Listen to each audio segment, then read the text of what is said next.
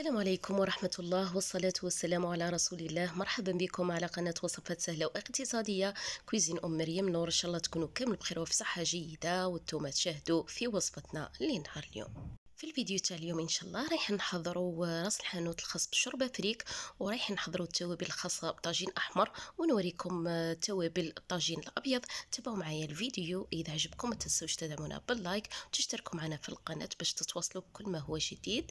رايحين نبداو بسم الله البنات. هذه المكونات امامكم، رايح نحضر بهم راس الحانوت تاع شوربه فريك. كيما راكم تشوفوا انا عندي هنا التوابل، كاين اللي مرحيه وكاين اللي ماهيش مرحيه البنات. عندي هنايا القزبر كيما راكم تشوفوا حب، عندي هنايا البسباس او زريعه البسباس، وعندي الكرويه، وعندي فلفل اسود كيما راكم تشوفوا. هذو شريتهم حب البنات. اما المكونات الاخرى شريتهم بودر. كيما راكم تشوفوا هذه لي زيبيس تاعي البنات. هنا عندي الكركم والزنجبيل، وعندي العكري، فلفل حلو احمر مرحي، عندي بودره تاع الثوم،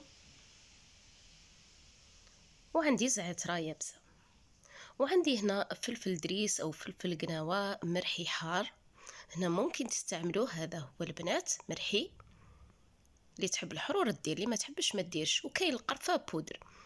انا راس الحانوت تاع الشيشه البنات ما نديرش فيه القرفه، ما نستعملهاش. اللي حبت دير القرفه دير. عندي هنا نعناع يابس او نعناع مجفف. وهنا البنات عندي ربطه تاع القزبر، كنت غسلتها نشفتها، ديت الاوراق فقط، حطيتهم في صينيه وحطيتها فوق المدفاه حتى تنشف وتيبس كيما راكم تشوفوا. ممكن تدخلوها الفرن، تنقصوا له النار البنات، ديروا شمعه وتحطوا الصينيه تاعكم في اعلى درج في الفرن وتخلوها حتى تيبس. لكن البنات مش تحطوا الصينيه تاعكم تروحوا تخلوها، تبقاو تعسوا فيها مره على مره، تحركوها وتشوفوا باش الكزبر تاعكم ما يصفارش ويتغير اللون الاخضر هذا. هنا لايات تاعي هذه البنات اللي كنت شريتها حب كيما راكم تشوفوا. انا هنا نظفتهم، شوفوا واش راني لقيت فيهم البنات. العود، الحجر، التراب كيما راكم تشوفوا. من الاحسن تنقوهم بايدكم، تستعملوا الصيار او الغربال باش تتخلصوا من هذيك الاتربه والاحجار. كما قلت لكم بنات، التوابل الباقيه كما الزنجبيل والكركم شريتهم مرحيين.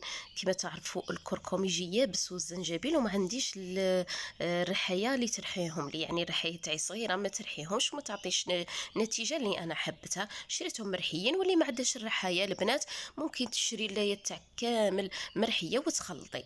هنا يا البنات من الاحسن ما تغسلوش اللايه تاعكم، رانا في فصل الشتاء وتدي وقت باش تنشف. جيبوا فوطه او سيرفيتا تكون منديه معصوره مليح البنات، حطوا اللايات تاعكم وحكوها بهذه الطريقه تنظف، يعني تخلصوا من هذيك الاتربه. هنا نبدا نرحي في القزبر تاعي. لايات هذه اللي حب رايحه كامل نرحيهم ونغربلهم. وهذه اللي تكون مازال خشينه بنات نعاود نرجعها بنفس الطريقه ونكمل نرحيها. هنا راني رحت الكزبر كيما راكم تشوفوا، والبسباس، الكرويه، الفلفل الاسود، نكملهم كامل ونرجع لكم كيما راكم تشوفوا. ونرجع هنا للكزبر تاعي، شوفوا نحكو بايدي بهذه الطريقه. بعد ما حكيتو البنات رايحه نغربلو كيما راكم تشوفوا باش نتخلص من هذو الاعواد. كيما راكم تشوفوا البنات الربطه فقط تاع الكزبر دارت لي هذه الكميه، يعني انا استعملت الاوراق فقط بدون اغصان، تقريبا 2 مغارف تاع الاكل. نجيب هنا النعناع ونعملو بنفس الطريقه، نحكو بايدي ونغربلو.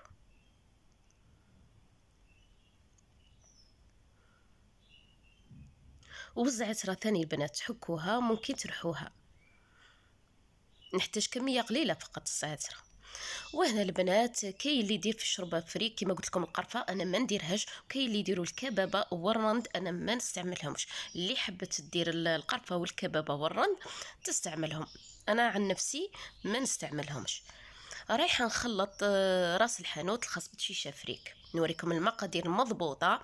من الاحسن تستعملوا كيس بلاستيكي تخلطوا فيه احسن. عندي 4 مغارف نتاع الكزبر، 4 مغارف معمرين تاع الاكل كزبر مرحي. رايحه نضيف عليهم البنات هنا الكرويه، 2 مغارف معمرين تاع الكرويه. ورايحه نضيف عليهم فلفل اسود، مغرف معمره تاع الفلفل الاسود. وراح نزيد الكركم، ثاني عندي مغرف تاع الاكل كركم. ونزيد الفلفل عكري حلو، اللي حبت تكثر هنا البنات حوست التوابل تاعها حمراء دير. انا درت 4 مغارف، اللي تحب تنقص. وهنا عندي الفلفل حار، تحبوا تضيفوه ولا تستغنوا عليه، اللي تحب الحرور دير. انا درت مغرف صغيره تاع الاكل. ودرت هنا الزنجبيل 2 مغارف. ورايحه ندير البسباس، مغرفه صغيره تاع البسباس، زرعت البسباس. ونزيد بودره الثوم من مغرف كبيره حتى ل2 مغارف كبار تاع الاكل، يعني يعطي ريحه هايله في الراس الحانوت تاعكم. نرجع هنا للقزبر الاخضر المجفف. راح ندير هذه الكميه كامل، تقريبا جاتني 2 مغارف تاع الاكل. وهنا النعناع جاني ثاني مغرف. كما راكم تشوفوا درت لكم المقادير مضبوطه بالمغرف فقط. وهنا الزعتر البنات درت كميه غير مغرفه صغيره تاع القهوه كما راكم تشوفوا.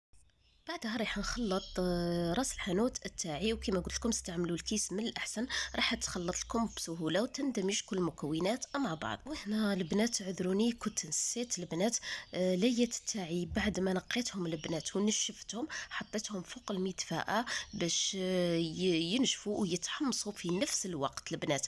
رايحه بهذه الطريقه لما نحمصهم يعطوكم رائحه قويه وتقعد ريحتهم مده طويله البنات. كل ما تحلوا البقاله تاعكم ريحه تفوح لكم كيما درنا في راس الحانوت الخاص بالطعام البنات. وهذا راس الحانوت تاعنا راه واجد البنات. كيما قلت لكم اللي تحب اللون الاحمر تزيد العكري، واللي ما تحبش تنقص. هنا البنات عندي البقاله تاعي، انا رايح ندير كميه قسم نحتاج فقط، والكميه الباقيه نخليها في الكيس باش تبقى محافظه على ريحتها. ندير قسم نستعمل فقط. ممكن تدخلوا الكيس في وسط البقاله تاعكم وتفرغوا فيه لي زيبيس تاعكم. بهذه الطريقه تبقى محافظه على الريحه تاعها وقيمتها. انا درت كميه قسم نحتاج. هنا البنات رايحين نحضروا توابل صوص احمر او صوص روج، كيما المثوم، شطيط دجاج، شطيط حلحم، بوزلوف، بكبوكه. كاين اختلاف البنات، تبعوا معايا باش تعرفوا واش هو. دائما البنات نخلطوا في كيس. عندي 2 مغارف تاع فلفل عكري حلو، عندي 2 مغارف تاع فلفل اسود، وعندي فلفل دريس او فلفل قناوه حار، وشطاطح البنات او صوصوج تجي حمراء. اللي تحب الحرور دير، اللي ما تحبش ما ديرش. انا رايحه ندير مغرفه صغيره تاع القهوه معمره. وعندي هنايا نص مغرف صغيره تاع القرفه. وهنا راح نضيف بودرة الثوم، ديروا من مغرف حتى ل2 مغارف، يعني راح تعطي بنه هايله للعيات تاعكم. وراح ندير الكركم نص مغرف صغيره. هذه المكونات راح نخلطهم البنات، ممكن تقسموهم الى نصفين. هنايا كاين اختلاف، كيما شطيط بوزلب نعرفوا انه نديروا لها الكمون، والدوره او البكبوكه يديروا لها الكرويه. هنايا تحبوا تقسموا هذه المكونات اللي خلطناهم، يعني ديروا نص وحده فيها الكرويه، وحده ديروا فيها الكمون، يعني ديروا مغرف كمون ومغرف كرويه. انا مانيش رايحه نخلط هذه المكونات اللي خلطناهم مع بعض وحدهم. وكي رايحه نطيب الدواره ندير لها الكرويه، واذا كنت رايحه نطيب البوزلوف نزيد له الكمون وحده. فهمتوني؟ ان شاء الله تكونوا فهمتوا البنات. انا نخلط جيدا ونحاول نحك بايدي باش يتحل لكم الفلفل العكري والفلفل الحار. كما راكم تشوفوا، تحبوا تقسموا هذا الخليط كما قلت لكم الى نصفين، نص ديروا له مغرف تاع كمون ونص مغرف تاع الكرويه. انا مانيش رايحه نخلطهم كما قلت لكم. هنا البنات كنت نسيت الكبابه، سمحوا لي. هنا في هذه الكميه اللي درناها ديروا حوالي 5 حبات فقط نتاع الكباب. كما راكم تشوفوا انا رحيتها ودرت اقل من نصف، كما راكم تشوفوا اقل من نص مغرفه صغيره تاع القهوه، ونخلطها. كما نعرفوا شطيحه دجاج تحب الكبابه وتعطي بنه هايله البنات، لكن ما تكثروش منها. وهنا التابل تاع صوص حمراء او صوص روج راهو واجد. هنا رايح نوريكم التوابل المرق الابيض صوص بلانش. واش نحتاجو فيها؟ كاين الفلفل الاسود وممكن تستعملوا الفلفل الابيض، وكاين الزنجبيل، وكاين القرفه. من الاحسن تستعملوا قرفه عود البنات في الصوص الابيض، ما تستعملوش قرفه بودر باش ما تكحلكمش الصوص تاعكم. وهنا البنات انا هذو 3 مكونات: القرفه والفلفل الاسود والزنجبيل، مكونات اساسيه في صوص ابيض. اذا كنتوا ديروا حمص او مثوم ابيض ديروا شويه تاع الكمون. كاين اللي يضيفوه في صوص بيضاء يضيفوا الكركم، شويه تاع الكركم باش يعطيهم لون. انا ما نضيفوش البنات. هذو مكونات الاساسيه صوص بيضاء. وهنا البنات الرشته نحتاجو فيها القرفه والفلفل الاسود فقط، كما الرشته العصيميه طعم ابيض. وهنا رايحين نحضروا التوابل تاع الحريره. مانيش راح نخلطهم البنات، وانتم اللي حبت تخلط راح نوريكم المقادير مضبوطه وانتم تخلطوهم. عندي هنا المكون الاساسي الحريره، عندي الكرويه. ديروا 300 غرام تاع كرويه، 150 غرام فلفل اسود، 150 غرام كركم، 150 غرام زنجبيل، و150 غرام كزبر. هذه المواد الاساسيه. وكاين اللي يديروا اضافات، ممكن ديروا شويه تاع البسبس حوالي مغرفه صغيره، ديروا القرفه ثاني مغرفه صغيره تاع القهوه، وكاين اللي يديروا الكبابه وجوز الطيب، يعني كميه قليله. هذه كبابة مرحية. وكما قلت لكم بنات انا مانيش رايحه نخلط مكونات الحريره، لانه عندي نتوما البنات تحبوا تشروهم مرحيين وتخلطوا. وريتكم المقادير، ممكن تكيلوا بالمغرف او بالكاس، واللي عندها ميزان ممكن تستعمل الميزان. نهاية الفيديو البنات، ان شاء الله يكون نال اعجابكم وتعجبكم طريقتي، وكل واحدة تدير على حسب المنطقة تاعها وكما تحب. هذا الفيديو لنهار اليوم اذا عجبكم ما تنسونيش بالاعجاب والبارطاج وشجعوني بتعليقاتكم. دمتم في رعاية الله وحفظه، والسلام عليكم في امان الله.